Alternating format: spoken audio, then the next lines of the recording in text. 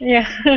Hello to all the YouTube users. Today we're going to talk about speaking part 2 for the first certificate of English exam. Right now we're live on YouTube and I'm going to give you some tips and I'm going to explain to you how to achieve this part of the exam. Speaking part 2. The task type and the format is an individual long turn for each candidate, with a response from the second candidate. In turns, the candidates are given a pair of 2 photographs to talk about. What did I say? Okay, what I just said is that when you do this part of the exam, you will be in a room with an intermediator who's going to ask you questions and show you the photographs, and with that second candidate. The focus of this part of the exam is on organizing a larger unit of discourse, comparing, describing, and expressing opinions. The time will be 1 minute long turn, in which you will have to talk for a whole minute for each candidate, plus a 30-second response from the second candidate. The total time is 4 minutes. Okay? I'm going to tell you exactly how it's going to work. The intermediator is going to show you 2 pictures to the first candidate. You then will have 1 minute to answer what the intermediator asks you, which is to compare the 2 photographs and to answer the question that he's giving you. You will have to talk for a whole minute without stop, and then he will give 30 seconds and he will ask another question to the second candidate, and then the other way around.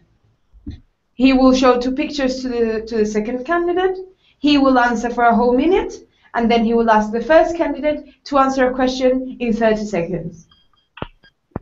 Okay? Okay. Okay. Someone joining? Jose Juan, hello. Do you hear me? Hello. What? Hello. Yeah, we can hear you. Do you hear me? Yes, we can hear you. Okay. Perfect. The prompt the interlocutor is going to give you is in form of a direct question. This question is going to be written above the photographs, so you can read it while you're answering it, okay? You're expected to point out similarities and differences between the 2 photographs, so that means comparing them, and then move on to deal with the question that I was telling you about, and answering it with the reference to the 2 photographs. It can't be just answering the question in the way you want, but it has to reference the 2 photographs. Okay? You will have the opportunity to organize your thought and ideas and express yourself with a coherent and appropriate language. That is what it's going to be looking for you to do. Also, you can speak while your partner, the other candidate, is speaking. That is very important. It's really rude, and it can affect in your marks. And can you scroll down, please, Gabby? Thank you very much. Okay, now I'm going to show you first how this exam is. Okay, Jose Juan, I told Nicole, I'm telling you now, we have sent this document. If you can see it on the screen, we have sent it to you in your inbox. You should have an email that says Speaking Part 2, and this is the document we're going to be seeing right now. Speaking Part 2 document, yes. This is an example of how it's going to be in the exam for the first certificate of English, okay? It says exactly what is going to happen. The interlocutor is going to give you 2 photographs, and you will have to talk about the photographs for a minute and answer the question that interlocutor gave you, okay? Candidate A is your turn first. Here are your photographs. That is a conversation. They show people who are helping others in different situations. Okay, let's scroll down to see the pictures. all of you, here you have two pictures of people helping other people in different situations. The first picture, it's a woman asking for help on how to go to the city. He's asking the policeman with a map, apparently, okay? The second picture is a football player who fell on the floor, and now he may have his ankle is aching, and the medical support is helping him. Can we go up now? You both can see it. And to test how to do this, now I'm going to ask you, for example, Jose Juan. Jose Juan, can you compare these two photographs now for me, please? Compare them? See, can you compare differences and similarities? When I'm asking you to compare, I'm asking you to give me differences and similarities of the two photographs, and then say how important it is to help people in these situations. If you scroll down to the pictures, let's all go to the pictures. You have these two pictures, okay? You will have to what? Compare them for me, and then answer to the question above the pictures. How important is to help people in these situations? Okay, you have 1 minute to answer. Well, the difference is in we can see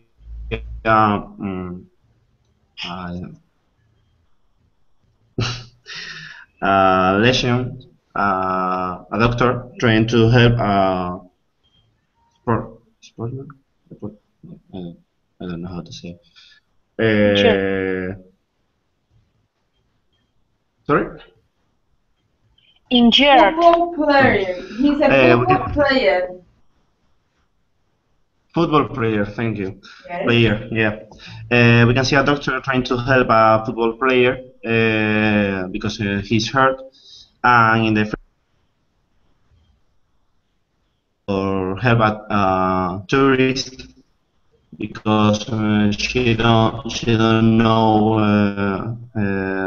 where is what she wants to see or she want to go. So it's really important to help people in this situation because when we go to a foreign country, we need help because we don't know the place and we don't know the culture. We have a lot of things to learn from the country. So it's really important for the people living there, trying to help the tourists. When someone is hurt, it needs help because it's an awful situation. We are not in our best moment. Other people to feel better. I don't know. Maybe that's my answer. Okay. Now, Nicole. Scroll up, please, Gabri. Nicole. Do you find it easy to ask for help when you have a problem? I think it depends of the place where you are. It's not the same to ask in Spain. It's not the same to ask in Spain or in Czech Republic or in London, you know. So and it's also depends if you are asking in the city or in the village. Generally speaking, I think it should be not problem to ask some question, some street you don't know where it is, or some. Okay, stop. That's more than 30 seconds. That's too long for the answer. Okay. Thank you to both of you. Nicole, you did quite well. Jose Juan, you have to work on this. Now I will take the photographs of you, and then it would be the other way around. I would show two different pictures, which are people helping on gardens, or doing different activities in gardens. If you scroll down more, you will find it. Okay? And then you have people doing different activities in gardens. The first one is people doing a picnic in a beautiful garden. There's families, there's kids, there's people who are relaxing. The second picture shows someone who is walking in the garden. Looks like he has some vegetables, no? And he's walking there. If you go up, again, above the two pictures, you will find another question. It says no. Scroll down, please. There it is. What are the people enjoying about spending time in these gardens? So the next question, for example, in this case would be, Nicole, I would ask you to compare these two different photographs and then answer this question, like you said to Jose Juan before. So you would have to compare differences and similarities in these two photographs. For example, you could say the first one looks like people are enjoying the activity on the garden. The second picture looks like someone is enjoying the activity of the garden, but walking at the same time instead of just spending their spare time relaxing. No? That is differences and similarities between the two pictures. And then you would have to answer the question, which is, what are the people enjoying about spending time in these gardens? Okay. Okay. We'll do this right now. We will do this in our private class, because now I'm going to give you some tips of how to make it better. Okay? So here, tips. Listen carefully to the instructions. Okay, super important. I know you will. I know you already will, but it's really important that you listen carefully to what the interlocutor is saying. Okay? Because you have to answer what he is saying. Also, read the questions above the photographs, the one I just showed you, and you can read them while you're answering, because always keep in mind that you have to answer the question. It's part of the exercise. If you spend the whole minute just saying differences and similarities between the two pictures, it won't be enough. Okay. You should be confident that you know what you have to say before you start. How? You will not lose marks if you ask the examiner to repeat what he says. Okay? It's good that you ask him again. What did you say? Have it clear. Most important thing is to have clear what you're going to say and to make a structure in your head of how you're going to take this. Because, for example, Jose Juan, you had no idea how to avert this question and the two photographs, and you go completely lost. Okay? You are not expected, okay, listen to this. You are not expected to give detailed description of each picture. Okay?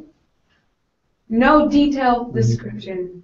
You're just asked to compare both of them. I know I said this a lot of times, but if you spend too much time with the details, you won't be able to fulfill the task. And that is the most important thing that you have to keep in mind. Okay? And to give your reaction about the pictures. I mean, expressing opinion. Expressing how you feel about them. Not only the descriptive part, but also the opinion part. Okay, well, this is basically it. I think another good idea of how to make it better, how to work on this speaking class, would be to ask other people who know more English than you, for example, me, as maybe your teacher, and how would I compare the two photographs? See if you have more friends that speak English, have a good level, advanced level of English.